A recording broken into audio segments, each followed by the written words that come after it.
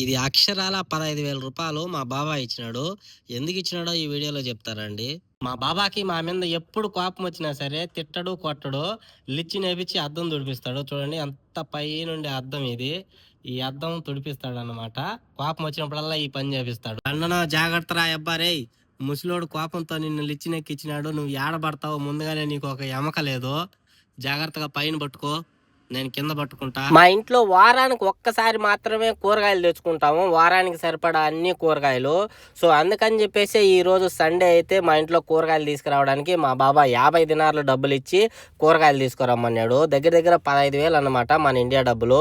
ఈ 15,000 కూరగాయలు వచ్చేసి ఒకే వారానికి అన్నమాట. అలాగే ఈరోజు పార్టీ వేరే ఉన్నది.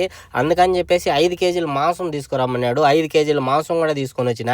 ఇవి తీసుకొని వచ్చినానో లేదో అంతలోపే మా బాబా ఫోన్ చేసి వాళ్ళ కొడుకు ఇంట్లో ఒక కార్టూన్ కోళ్ళు ఇచ్చిరమ్మన్నాడు. తీసుకెళ్ళి ఇస్తా ఉన్నాను. నా వీడియో కానీ నచ్చినట్లయితే లైక్, షేర్, సబ్స్క్రైబ్ చేసుకోండి ఫ్రెండ్స్. Thank you.